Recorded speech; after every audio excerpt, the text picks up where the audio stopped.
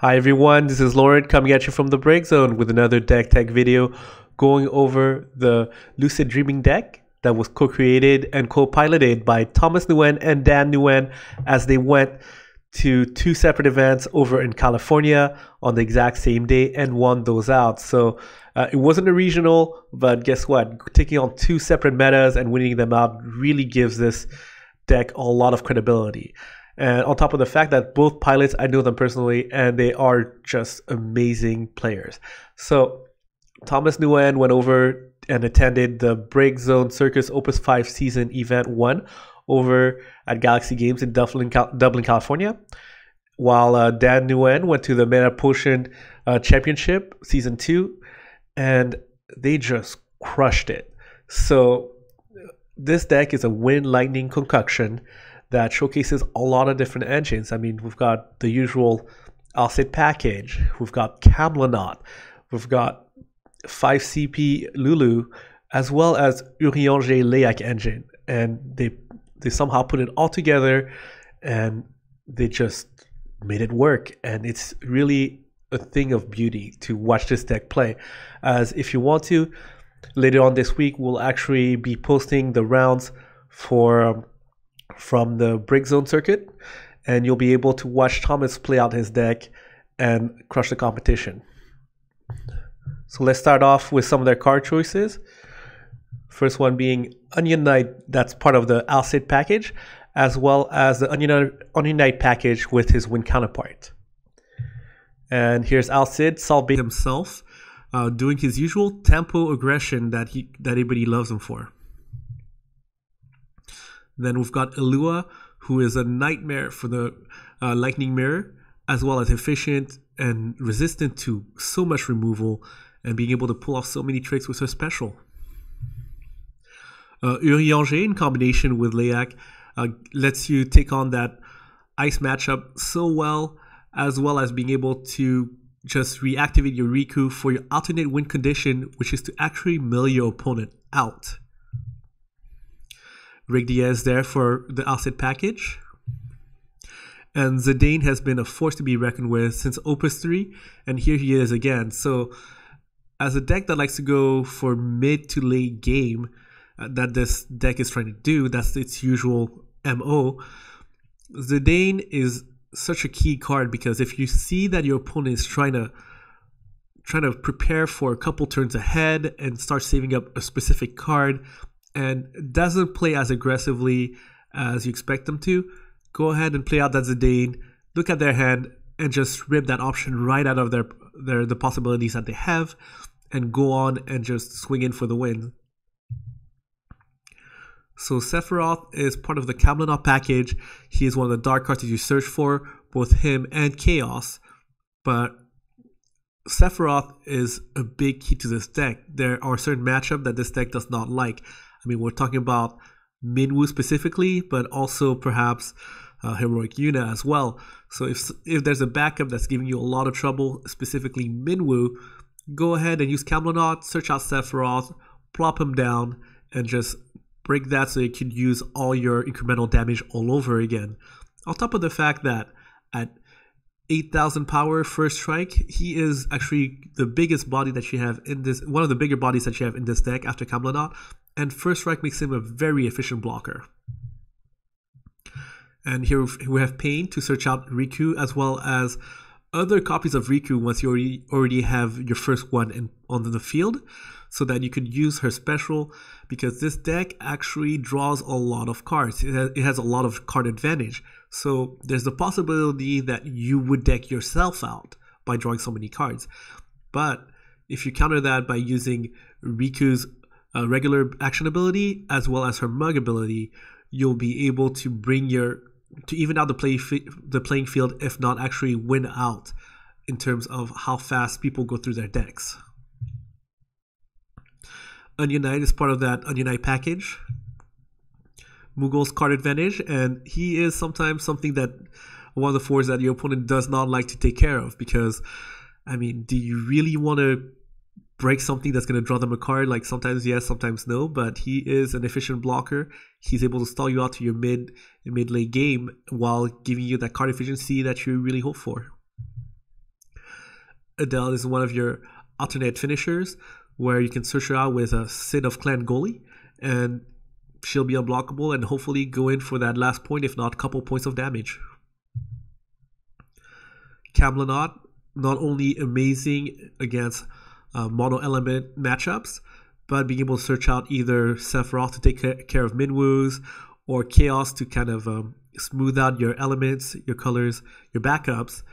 She is 9k body for so cheap. She's so good.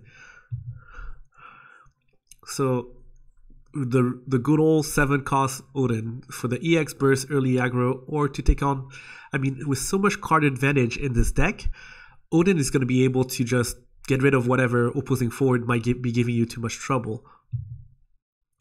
And if your opponent is going a little too aggressive on you early on, the Exodus is going to punish them really hard. On top of the fact that it is an efficient answer to opposing Uluas, if that's what they're trying to do against a mirror matchup. Riku is a key part of this deck, as I mentioned earlier. With the Layak engine, as well as with Pain, you'll be able to get multiple copies of Riku, and you'll be able to just reactivate her and use her ability over and over again. So as you start searching out your deck, drawing more cards, getting all the card advantage, you have to worry that you might actually mill yourself out.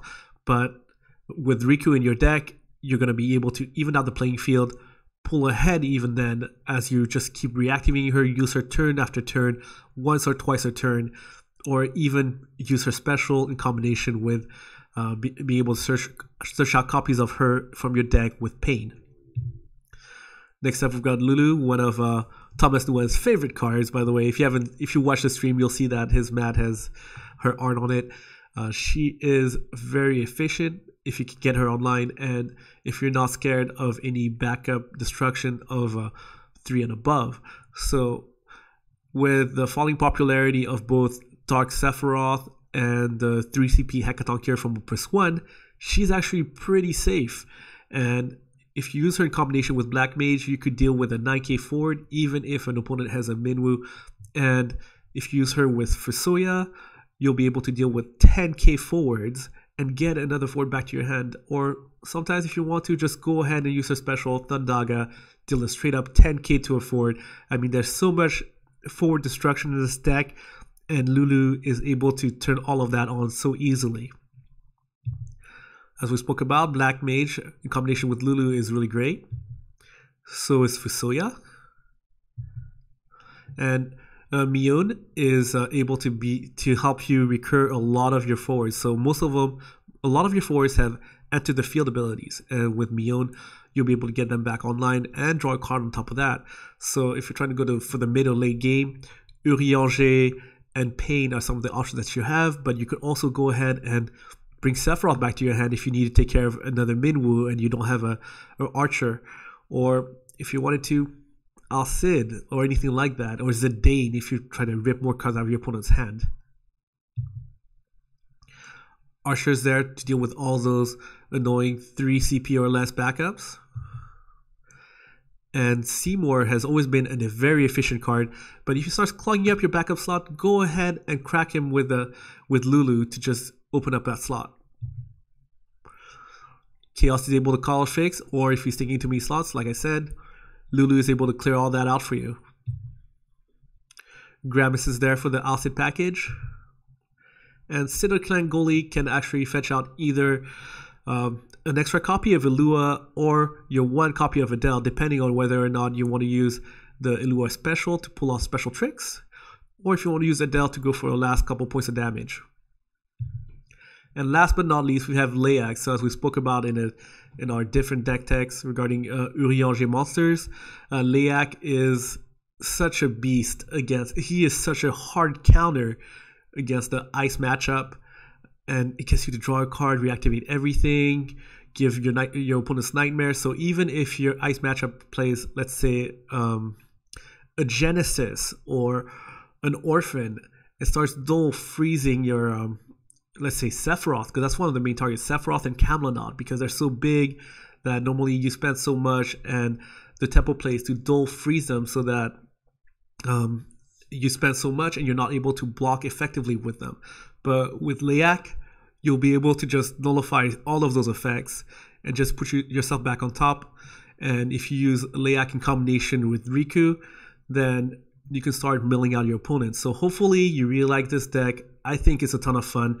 If you want to check it out within the next couple of days, the Break Zone will actually be republishing and re-editing their circuit stream in order to cut into rounds so that you'll be able to see Thomas just go the distance with it. I mean, it's an amazing deck.